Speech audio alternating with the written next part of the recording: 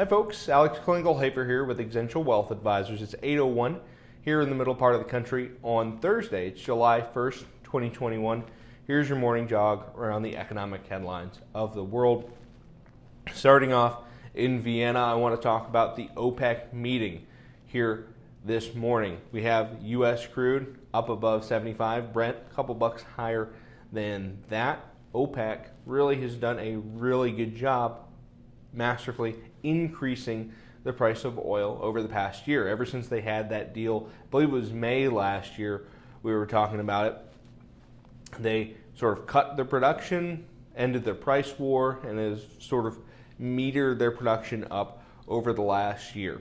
Right now, the world's about 2 million barrels a day undersupplied, including the U.S., which is drawing about 1.2 million barrels a day from its stockpiles because OPEC's not producing a lot. Shale producers are exercising discipline.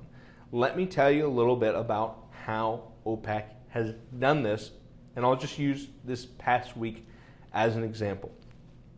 As forecasts for the meetings have come up, investment banks like Bank of America, like Goldman Sachs, have said, hey, we know OPEC's going to start balancing this market a little bit. We expect something like 500,000 barrels a day to be added in August. Because what they're talking about in this meeting here 1st July is how many barrels they're going to add per day starting August 1st. What does that look like? How much supply are we adding back to the global economy?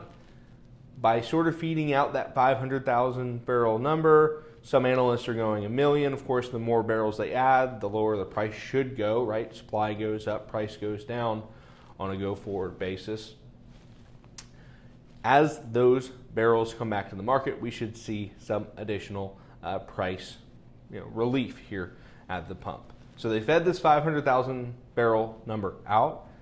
Earlier today, they leaked, well, we're only thinking about 400,000 barrels. Of course, the market goes up. They can still add barrels to the market, still sell additional barrels at higher prices because they set the expectation at 500,000, are looking like they're going to come in at 400,000, just going to be able to lock those hedges in. So I imagine as every OPEC meeting will see this, and we've seen this for a year. They set the expectation, they come in a little bit lower, the price continues to go up in a nice channel. Of course, they like that oil in the $70 a barrel range. If it gets too high, U.S. companies are just going to start drilling again. Some capital is going to flow back. Of course, ESG, a lot of folks don't want to invest in oil, but it is still the lifeblood of the global economy. We can see here, pre-market, I'll just highlight it, WTI at 75.88 as this films, as we see the final result of that meeting here later today.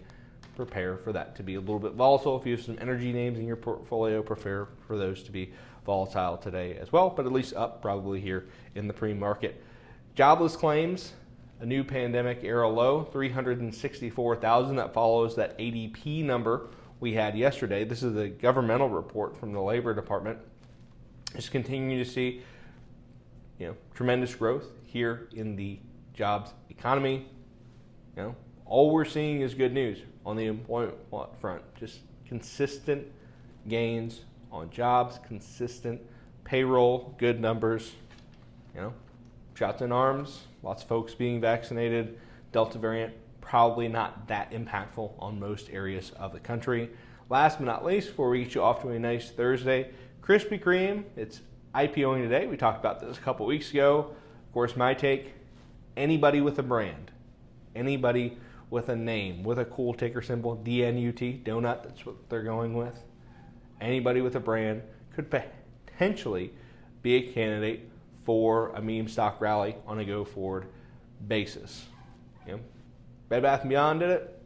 Why can't Krispy Kreme do it?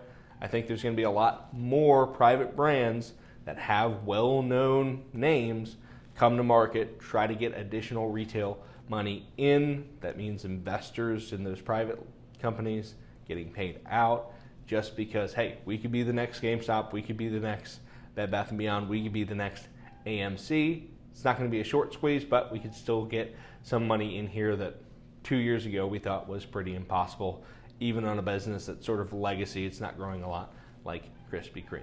If you want some additional information throughout the day, as always, feel free to follow me on Twitter. It's OKCCFACFP. Until then, I'm out.